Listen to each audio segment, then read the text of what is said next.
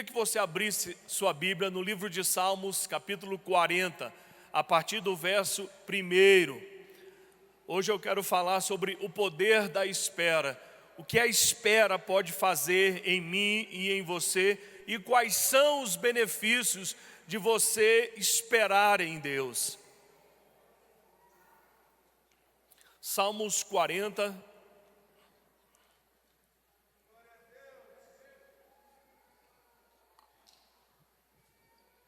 verso 1. Quem achou, diga amém. Diz assim: esperei confiantemente pelo Senhor. Esperamos por quem? Não é pelo deputado, não é pelo emprego, não é pelo amigo, não é pelo governo, pelo Senhor. Ponha isso na sua cabeça, concentre sua atenção nele. Ele se inclinou para mim e me ouviu quando clamei por socorro. Tirou-me de um poço de perdição, de um tremedal de lama. Colocou-me os pés sobre uma rocha e me firmou os passos. E me pôs nos lábios um novo cântico, um hino de louvor ao nosso Deus. Muitos verão essas coisas, temerão e confiarão no Senhor. Sabe o que é mais lindo, irmãos? Depois de todo o processo de Deus feito em mim, completo em mim, as pessoas vão ver o que Deus fez, vão temê-lo e vão passar a confiar nele. Ou seja, eu e você vamos ser vitrines de Deus. Alguém está olhando para esse processo de Deus na minha vida. Quando tudo isso estiver completo, nós serviremos de testemunho para os outros. Olha a nossa influência e a nossa responsabilidade de saber que o que Deus está fazendo em mim pode ser instrumento para outra pessoa. Feche os seus olhos. Pai, nós nessa manhã pedimos que o Senhor nos ensine com prontidão, com amor e com misericórdia o poder da espera.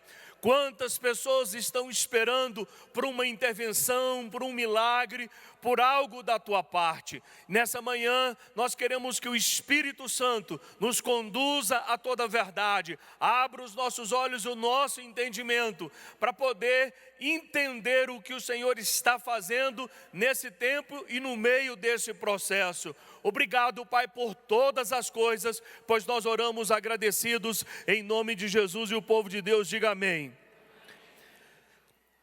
Esse poder da espera talvez não seja tão produtivo como você imagina. Talvez a espera seja algo chato, enfadonho, difícil de se encaixar e de se enquadrar. Mas, irmãos, eu e você não mandamos em Deus. Há uma expressão teológica que fala sobre o Kairos, o tempo de Deus, e nós precisamos nos encaixar nesse tempo, nesse processo de Deus, porque tudo tem um propósito definido por Deus na minha vida e na sua vida.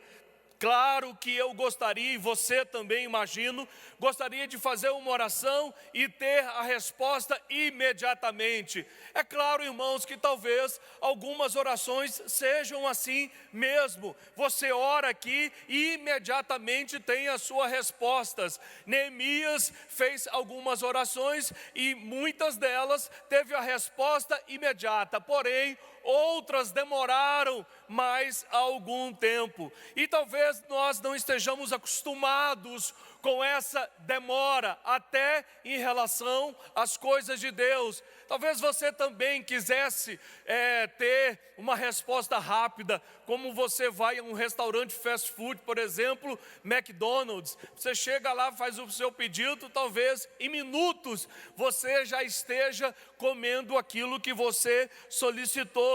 Mas algumas outras coisas vão ter que esperar talvez algum tempo. E nós temos na Bíblia algumas pessoas que souberam passar pela prova da espera, que foram submetidos a esse teste da espera e não blasfemaram contra Deus. Por exemplo, Abraão precisou esperar mais ou menos 25 anos.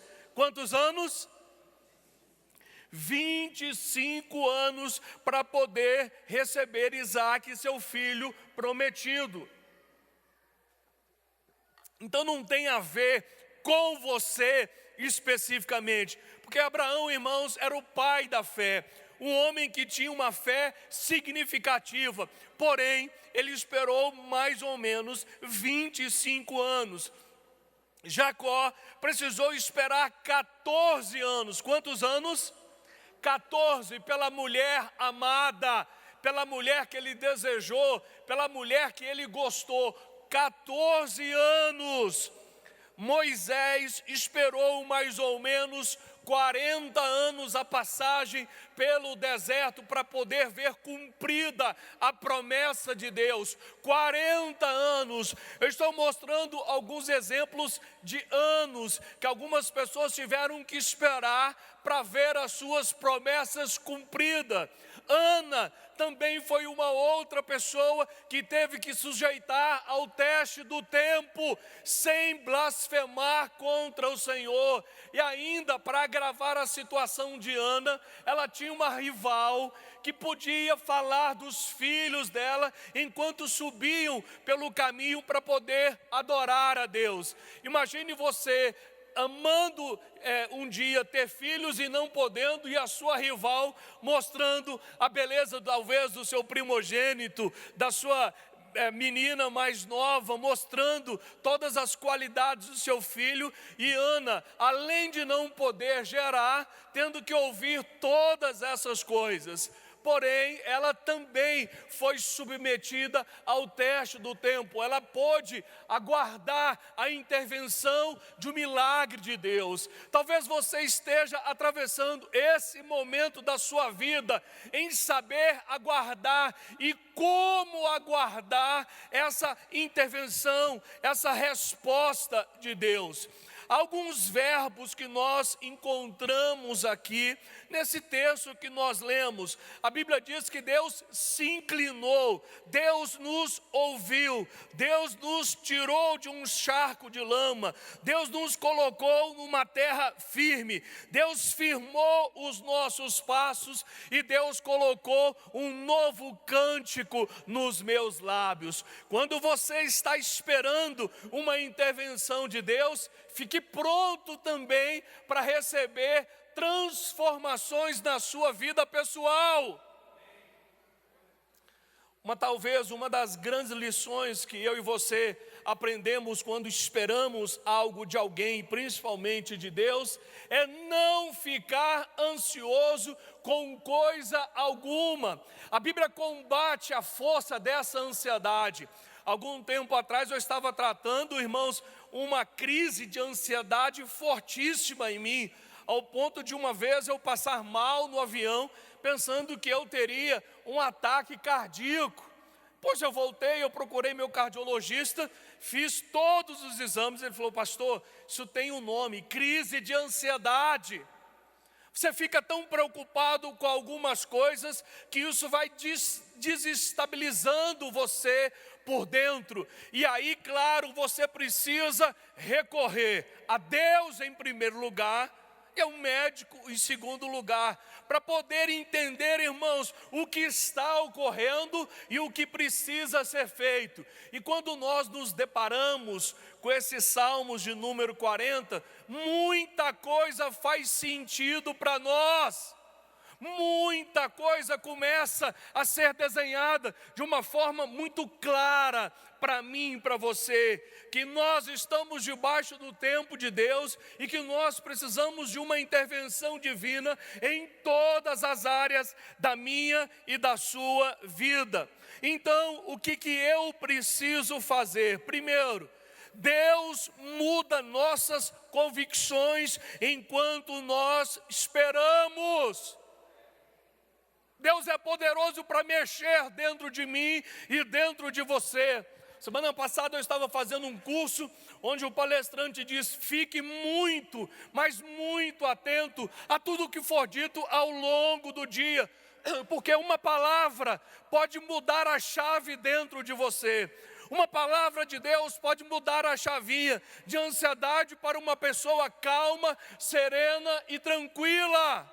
A Bíblia diz, a alma serena é a vida do corpo. Então você vai ter que começar a entender que algumas coisas precisam mudar no seu DNA, no seu interior. Que você não pode mais, por mais desejoso que esteja, se preocupar com determinada coisa, porque você sabe que não tem controle sobre aquilo. Porque todas as coisas estão debaixo do controle daquele que pode todas as coisas. Quando nós acreditamos isso, irmãos, não é falta de iniciativa, não é falta de tomar uma posição contra aquilo. Simplesmente você resolve confiar em Deus em detrimento de todas as outras coisas. Hoje, um número significativo até de pessoas aqui da igreja vão se submeter ao teste do Enem para no futuro ter um desconto em uma faculdade particular ou entrar na Universidade Federal. E são submetidos a uma grande pressão, a um nível de expectativa altíssimo, às vezes dos pais, às vezes dos próprios amigos, mas eles precisam entender desde cedo que a minha, a sua e a deles, a nossa confiança precisa estar no Senhor. A Bíblia diz, esperei não de qualquer maneira, não ansioso, não preocupado, não nervoso, esperei confiantemente pelo Senhor.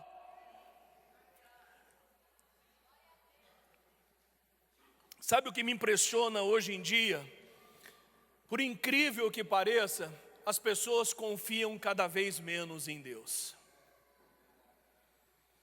O nível de confiança em Deus parece diminuir a cada dia, a cada semana, a cada mês, a cada ano, tendo em vista todo o processo que eu e você atravessamos. Por isso o salmista declara, eu quero trazer à minha memória tudo aquilo que pode me dar esperança. Você tem que lembrar das intervenções que Deus já operou, já fez na sua vida, para trazer paz e confiança nele. O que me remete a essas coisas, o que me faz refletir sobre isso, é imaginar que as pessoas têm tido pouca ou quase nenhuma relação com Deus para poder se lembrar do que Ele fez.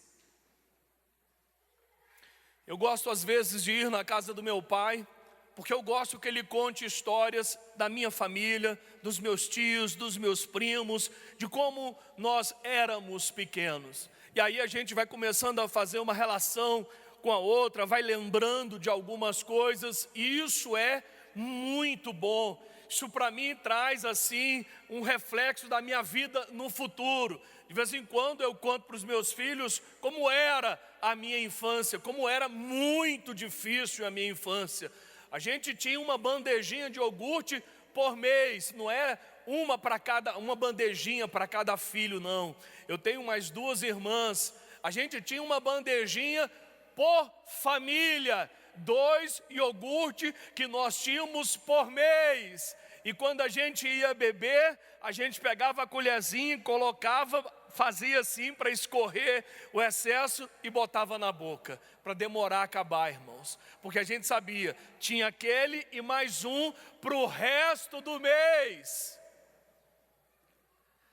Aí a gente começa a imaginar hoje como as coisas são diferentes. E aí você tem que começar a associar as coisas boas e se lembrar que Deus já interviu na sua vida de forma poderosa e maravilhosa. Que Deus é muito bom, que tem sido muito bom para você. Essa ideia de esperar confiantemente pelo Senhor, a Bíblia diz, Ele se inclinou. Irmão, Ele fez um movimento assim. Sabe, uma vez eu li um livro onde o autor dizia o seguinte, a nossa fé funciona mais ou menos como um pêndulo. Ora, ela está próxima de Deus, ora ela está diante de Deus, de acordo com o movimento daquele pêndulo. Então, um dia você acorda cheio de expectativa, cheio de fé e de confiança. Esse movimento vai se afastando de Deus de novo para o lado oposto.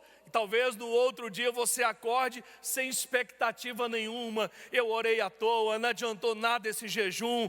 Tudo que eu pedi a Deus, Deus não olhou. Parece que Deus não me ama. Daqui a pouco o pêndulo faz outro movimento e se aproxima de novo de Deus. É muito interessante saber, irmãos, que em meio a toda essa dificuldade, Deus, o Todo-Poderoso, pense numa pessoa poderosa e multiplique isso por 1000. Nós estamos falando de Deus, não de uma pessoa, de um pastor, de uma igreja, de um chefe, de um dono de empresa. Nós estamos falando de Deus. A Bíblia diz: quando você se dispõe a confiar nele, a esperar por ele, sabe o que ele vai fazer? Ele vai se inclinar para você. Isso jamais aconteceria com um rei, com um magistrado, ao ponto de se inclinar para você. Mas isso acontece com o amor tremendo de Deus por mim, por você, mesmo sendo onipotente, o Todo-Poderoso, Ele faz esse movimento para poder se aproximar de você e ouvir o seu clamor. Irmãos, imagine o que é você falar com uma pessoa que detém todo o poder, que é capaz de resolver o seu problema naquela hora, parar para poder te ouvir e ao ponto de se inclinar para você, para lhe dar atenção única, específica naquela hora.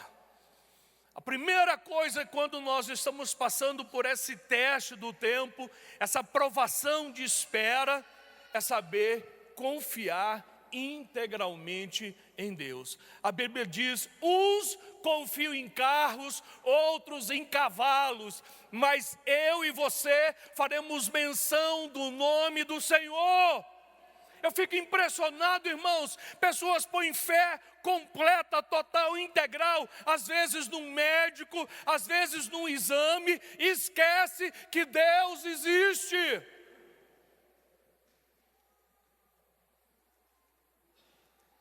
Eu me lembro que antes do meu filho, o mais novo, nascer, minha esposa havia perdido 3 bebês. Ela havia abortado 3 vezes consecutivas. E aborto natural, está implícito. E aí, uma ginecologista falou para ela, a ginecologista até crente, falou: pastor, vocês estão vendo que Deus não quer que vocês tenham outro filho, isso traz um prejuízo ao organismo absurdo, pare de tentar, não tem jeito, a senhora já tem 2 filhos maravilhosos, agradeça a Deus. E claro, ninguém vai retrucar na frente da médica. Saímos ali, voltamos para casa. Senhor, nós rejeitamos toda palavra humana e queremos ficar com a tua, e resolvemos confiar no Senhor. Nós queremos um 3º filho. Passou um tempo, Deus a curou, Deus interviu na vida dela, e o meu filho, o mais novo, nasceu. Talvez você tenha tido uma palavra diferente daquela que você gostaria de ver na sua vida, mas se não foi uma palavra vinda de Deus, irmãos, você deve continuar crendo naquilo que Deus pode fazer na sua vida. Eu fico impressionado, nós damos por encerrado, concluído às vezes um processo, porque alguém resolveu dizer alguma coisa contra aquilo que nós desejamos, esperamos. E Deus, onde fica nessa situação para contrariar prognósticos humanos? Essa semana agora eu estava ouvindo a história do criador do WhatsApp. Ele botou na sua cabeça que iria criar uma coisa inusitada que o mundo inteiro usaria. E quando ele foi vender o WhatsApp, ele vendeu por 3 bilhões de dólares. Uma coisa simples, muito simples, mas que deu um resultado absurdo. Mas ele sempre tinha no coração: um dia eu vou criar uma coisa diferente de tudo que existe por aí. Você é aquele que ainda confia numa intervenção, num milagre, numa porta que só Deus é capaz de abrir? Ei, olha para mim, lembra que você é crente, que você tem que aprender a esperar em Deus e a confiar integralmente nele. Existem pessoas aqui que tinham um diagnóstico que não poderia ter filho. Um dia Deus disse: vou te dar um filho. Ela fez inseminação e não engravidou pela inseminação. Ela engravidou pelo processo natural. Numa situação dessa, Deus está dizendo: ei, você pode tentar do seu jeito, mas existe o meu jeito e o meu tempo. Quando chegou o tempo de Deus, ela engravidou naturalmente e hoje o filho dela tem a idade do meu neto. Gente, o que você precisa é ignorar às vezes o prognóstico humano e aprender a confiar em Deus. Segunda coisa, porque Deus é poderoso para mudar a sua condição. A Bíblia diz que Deus nos tirou de um poço de perdição e de um tremedal de lama, de um problema insolúvel, inacabável, que não tem solução. Deus pega você, pinça você daquela situação e coloca você aqui e diz: sua vida está transformada. Acabou, ponto final. Existe o antes e o depois. É isso que eu acho lindo em Deus, irmão. Quando nós confiamos em Deus, existe o antes e o depois. Antes de uma intervenção e depois da intervenção, fica claro. O Salmo 126 pode ser sido decorado por muita gente, mas vivido por muito poucas pessoas. A Bíblia diz, irmãos, que aquele salmo é profético. Enquanto eles andavam e saíam chorando, eles semeavam. É difícil, mas eu não vou parar. Está doendo, mas eu não vou parar. Andando e chorando enquanto semeavam. Irmão, às vezes o crente é muito fraco. Não pode sentir uma dorzinha, vou parar. Hoje de manhã, se eu fosse dar atenção à dor, eu não teria vindo. Eu estou com uma dor aqui no final da coluna, absurdo. Eu tive que tomar um anti-inflamatório para poder entrar e pregar. Mas irmãos, faz parte de quem está vivo. E você não pode parar por tudo na sua vida. Está doendo, vou parar, Deus não me ama, ninguém gosta de mim. Para com isso. Enquanto você anda, chora e semeia, você vai trazer os seus feixes depois. Mas se você não praticou esse processo de andar, de chorar e de semear, você não vai trazer os seus feixes depois. Eu fico impressionado, irmãos, as pessoas às vezes param por qualquer coisa, qualquer grau de dificuldade, qualquer dorzinha. Ai, não vou, ai, estou cansado, ai isso, ai aquilo. Gente, você está vivo, isso faz parte da vida. Se você for pegar essas pessoas que um dia chegaram ao topo, todas elas passaram por dificuldades diversas, mas não pararam no meio do processo. Quando Deus observar que chegou a hora de intervir na sua vida, que você não suporta mais, Ele vai tirar os seus pés do poço de perdição. Ele mesmo vai puxar você daquele lugar. Mas enquanto isso não acontecer, continua, não pare. A Bíblia diz, não olhe para trás. Aquele que colocou a mão no arado, não pode olhar para trás. Gente, desperta quem está pensando em parar. Quem está desanimado perto de você, acorda. Fala, Deus ainda existe. Para alguns irmãos, a pessoa só consegue vislumbrar prosperidade no seu trabalho. Como a gente tem que ver o cuidado de Deus em livramentos, em cuidados que você às vezes não tem dinheiro que pague. Às vezes você tem um bom plano de saúde, mas isso não exime você de não ter uma enfermidade. É apenas o cuidado de Deus. Então, enquanto você espera, Deus pode mudar a sua condição. Diga, Deus pode mudar a minha vida enquanto eu espero. Terceiro, Deus pode mudar a sua disposição. Tudo tem um propósito. Quando você não consegue enxergar outra solução, Deus começa a abrir uma tela para você e talvez desenhe de maneira que você veja o quadro completo. É interessante, eu estava ouvindo uma palestra semana passada, onde o autor dizia o seguinte: quem tem a palavra, a semente, quem tem a visão daquilo que deseja fazer, sempre vai ter o quadro completo à sua frente. E aquele que ainda não tem essa visão, não tem esse quadro completo, é claro que o desenho final não está nítido para você. Se você de fato deseja tanto isso, esse quadro precisa estar nítido para você. Senão é algo supérfluo que vai passar da sua vida. O quadro está claro para você.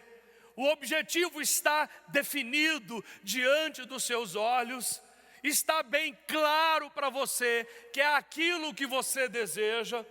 Por exemplo, um rapaz se namorar de uma moça que pretende casar, ele consegue visualizar sua casa, ele consegue visualizar os seus filhos, ele consegue enxergar lá na frente, está claro o projeto de vida dessa pessoa. Agora, quando você está esperando por algo que não é essencial, hoje você quer um cachorro, amanhã você quer um carro, depois da manhã você quer uma casa, depois você quer viajar, a coisa precisa estar clara para você. O seu pedido precisa estar latente, pulsando dentro de você.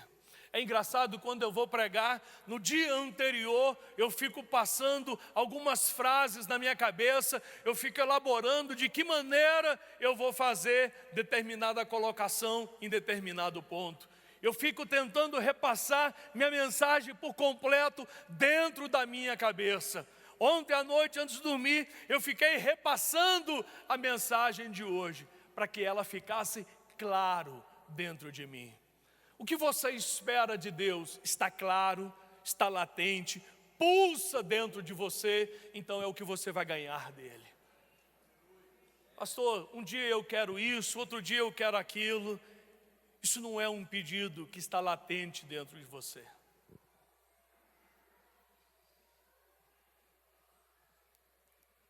Deus, quando você consegue esperar, você aprende talvez o maior desafio da sua vida.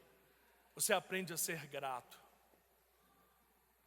A Bíblia diz que Ele vai colocar nos nossos lábios louvor e gratidão.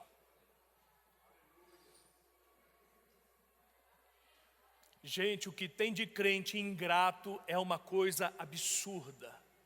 Jejua para se ganhar, para se ter, mas não se jejua para agradecer. A Bíblia diz que Deus curou 10 leprosos, 10 leprosos. Não havia cura para leproso, irmão. Não havia remédio para leproso. Porém, o Senhor curou 10 leprosos.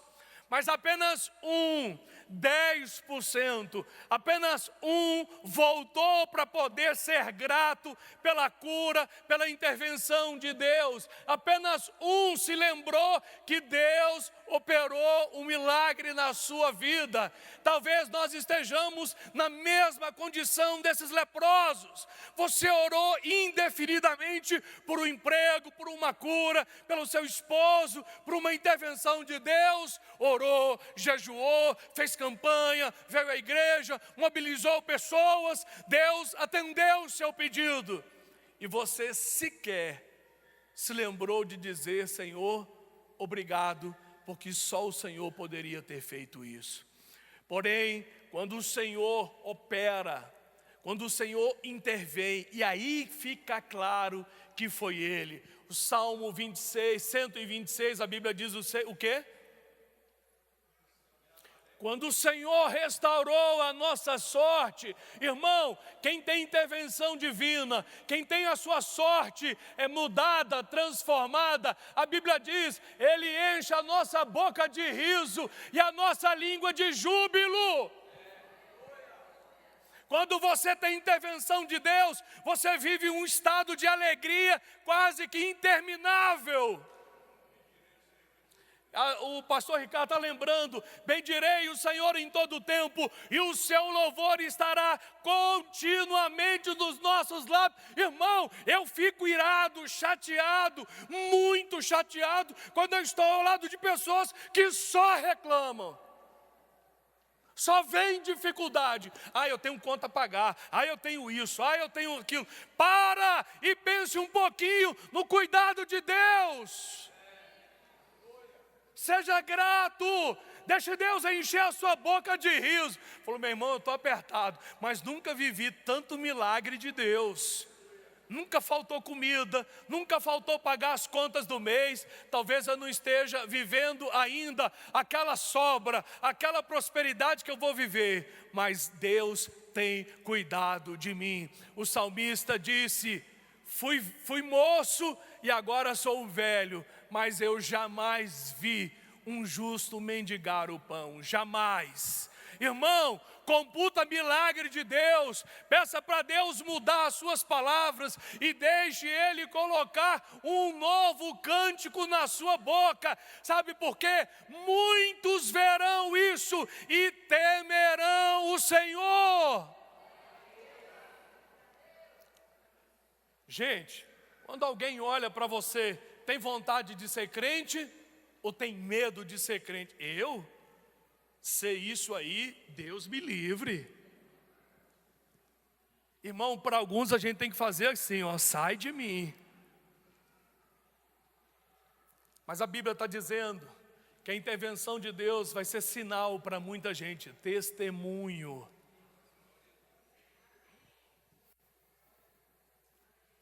Quando você espera e há um cuidado de Deus, a sua boca se enche de júbilo, a sua expectativa nele cresce. Meu Deus, a gente tem tanta saúde, a gente tem tanta vida de Deus. A Bíblia diz, uns se dizem ricos não tendo nada, outros se dizem pobres tendo tudo. Você se encaixa aonde nesses dois grupos? É tão difícil ver crente hoje, irmãos, glorificar e exaltar a Deus pelos seus feitos, computar os feitos de Deus, saber que Deus é bom e a sua misericórdia dura para sempre. É muito difícil, está difícil nessa área, porém nessa outra área eu estou vendo Deus sobejar na minha vida. Talvez você esteja concentrado em um problema. Olha o quadro inteiro, olha o livramento, olha o abastecimento de Deus, olha o amor de Deus, olha os seus filhos, olha o seu cônjuge, olha o carro, olha a casa, olha a comida, olha o tanto que Deus é bom. E você, mas está doendo aqui, irmão. Agora, nessa última viagem que nós fizemos para poder participar de um congresso, talvez foi o voo mais turbulento que eu peguei. Mas eu fico impressionado, mesmo em meio ao problema que nós estamos vivendo, nós ainda podemos ajudar os outros. Pastor, eu estou vivendo um problema, não tem como ajudar ninguém. Tem, irmão. Nós estávamos sentados e o avião começou a passar por toda aquela turbulência, e eu fiquei desesperado. Eu falei, Senhor, me controla, me possui, me domina. E eu comecei a respirar, porque o avião dava um solavanco assim. Teve uma hora que ele despencou e até a gente saiu um pouquinho da poltrona. daqui a pouco a menina que estava ao nosso lado, uma moça de 20 e poucos anos, começou a chorar e a se desesperar. Ai meu Deus, vai cair. E eu estava nervoso absurdamente. Eu olhei para ela com toda a calma, com toda a tranquilidade. Falei, minha filha, fique tranquila, isso é normal. E por dentro eu estava morrendo. Falei, fique tranquila, isso é normal, vai passar. Será? Falei, eu tenho certeza, vai passar. Fique tranquila. Eu estava com a garrafinha d'água, eu falei, bebe um pouquinho de água. Dei a água para ela beber, ela bebeu, aí quis me devolver a garrafa. Falei, não, pode ficar com ela. Falei, vou beber na garrafa que tu bebeu, nem te conheço. Pô. Aí, falei, pode ficar com a garrafinha. Aí eu vi que ela se acalmou. Depois que passou todo aquele processo de turbulência, ela olhou para trás e falou, muito obrigado, Senhor. Eu falei, de nada, Deus te abençoe. Falou, nossa, eu desesperei, né? Eu falei, não, é normal. E ela ficou normal e depois eu também fiquei calmo. O que eu descobri e depois comentei com minha esposa, eu posso estar vivendo um problema, mas talvez exista um problema maior que eu ainda possa ajudar alguém. Então o que você está vivendo hoje, tem alguém talvez vivendo algo pior, e que se você olhar para o seu, é nada.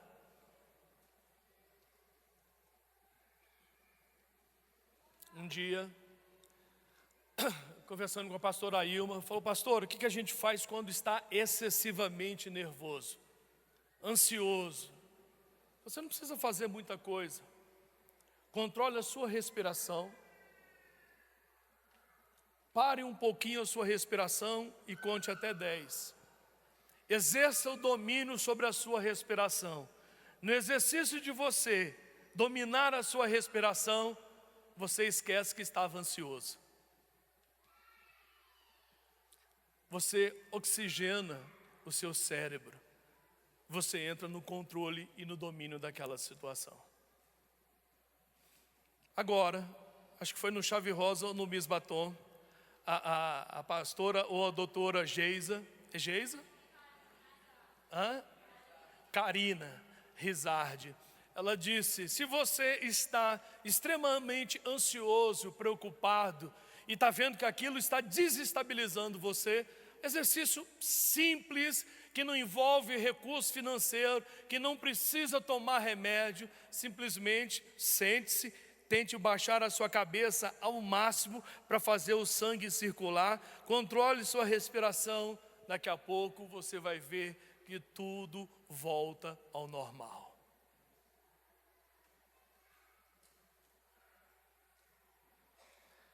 É tão bom quando nós temos o controle das coisas. E talvez nós não tenhamos de tudo, mas eu estou falando de alguém que tem todo o controle nas mãos, que está olhando para mim, para você e está dizendo, eu posso todas as coisas, eu sou o que sou. Não se turbe o vosso coração e nem se atemorize. Por favor, feche os seus olhos. É tão bom quando você consegue esperar por alguém poderoso, por alguém amoroso, por alguém completo, por alguém muito bom, por alguém que está olhando para a sua casa, para a sua necessidade, por alguém que é capaz de inclinar os seus ouvidos para poder te ouvir com clareza, entender com exatidão o seu pedido. Quando você não consegue escutar bem, você se aproxima do outro, fala de novo, eu não entendi. É como se Deus dissesse, eu quero me aproximar de você para poder entender com exatidão a sua necessidade, o seu pedido. Eu posso todas as coisas na sua vida. Espera, pois, pelo Senhor, confia nele, tenha bom ânimo, espera, pois, pelo Senhor, disse o salmista. Espera, deixe Deus completar o processo na sua vida. O que Deus está precisando trabalhar com você em meio a esse seu pedido, a essa sua necessidade? Controlar sua ansiedade, controlar seu nervosismo, controlar talvez a sua incredulidade, a sua pequena fé.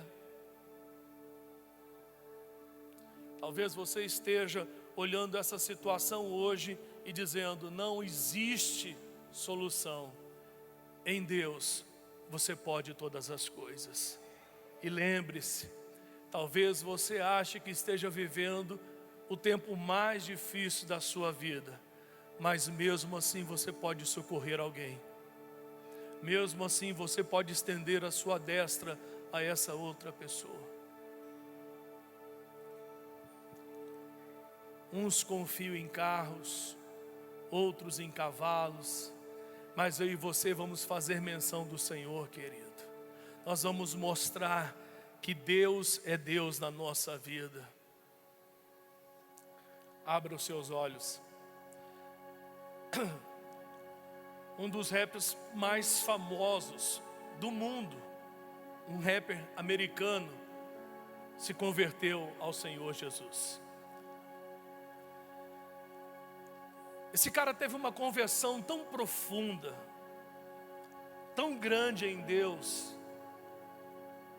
É bilionário, ele tem um nível de influência tão grande, que as pessoas ao redor do mundo estão impressionadas com o testemunho e com o poder da mudança na vida dele. Ele disse: a partir de hoje, depois que eu entendi quem Deus é, sequer eu vou cantar as músicas que me trouxeram todo o recurso à minha vida. Nunca mais eu vou cantar as músicas que eu cantava. O que eu quero fazer a partir de hoje é tudo o que Deus mandar eu fazer. Hoje eu sei quem é Deus na minha vida. Teve uma mudança radical. Gente, quando você tem Jesus, a mudança tem que ficar clara. O testemunho dele me impactou de tal maneira que eu lembro disso toda hora. Ele não tem vergonha de afirmar quem é Jesus na vida dele. E olha que ele sabe, irmão, o que é dinheiro. Olha que ele sabe o que é ter honra dos homens. Ele disse: a partir de hoje eu quero viver só para Deus. Eu sei o que Ele fez em mim. E você está hoje, depois de 10 anos de evangelho, parece que Deus não me ama. Para! Não deixa o diabo botar palavras na sua boca que não são verdadeiras. Eu sei que o meu Deus pode todas as coisas. Como disse o apóstolo Paulo: eu sei em quem tenho crido, e sei que Ele é poderoso para quê? Para guardar o meu futuro até o dia de Cristo Jesus. Eu sei. Você sabe? Vamos ficar de pé. Gente, eu estou feliz com a conversão dessa pessoa, dele poder afirmar, dele poder bradar em alta voz quem Deus é para ele. Está chegando uma hora que os crentes vão ter que se tornar testemunhas do poder de Deus. Deus vai prosperar, Deus vai curar, Deus vai trazer paz, Deus vai operar milagres, e as pessoas vão ficar embevecidas. Que essa pessoa tem que os outros não têm? Seus vizinhos vão querer frequentar a sua igreja. É nesse seu amém aí, irmão, a gente vai se reunir ali na tenda. Seus vizinhos vão querer frequentar a sua igreja. Seu testemunho vai ser poderoso. Falou quem ele era antes, quem ele é agora. Ele batia na mulher e agora carrega a mulher. A mulher sequer fazia comida em casa. Agora a Bíblia diz que ela se tornou a coroa do marido. E não é no sentido literal não, irmão. Quem está esperando por um milagre, levante a mão. Pode baixar. Agora você acredita que Deus pode todas as coisas? Que é só um tempo onde Deus está ensinando, onde Deus está mudando alguns valores dentro de você, está preparando você para aquele milagre. Quer ver um exemplo? Se eu der 100 reais hoje ao meu neto, ele vai querer comprar tudo de doce. Tudo de doce, ou de brinquedo, de coisas assim. Agora, se Deus te der 100 mil reais, talvez você queira investir. O tempo faz uma diferença absurda. Hoje eu já não me preocupo com determinadas coisas que eu me preocupava anteriormente. O tempo me amadureceu, irmãos. É difícil, demora, é doloroso, mas o tempo nos amadurece. O tempo nos melhora, o tempo nos aperfeiçoa. Eu quero desafiar você a passar por esse teste do tempo, debaixo da bênção de Deus. Deus não está atrasado, Deus não está demorando, Deus está fazendo algo dentro de você, para que quando esse milagre chegar, você possa olhar e dizer: o Senhor é bom e a sua misericórdia dura para sempre. Feche os seus olhos, passe no teste desse tempo, peça para que Deus complete a obra na sua vida, faça o que precisa ser feito durante esse tempo.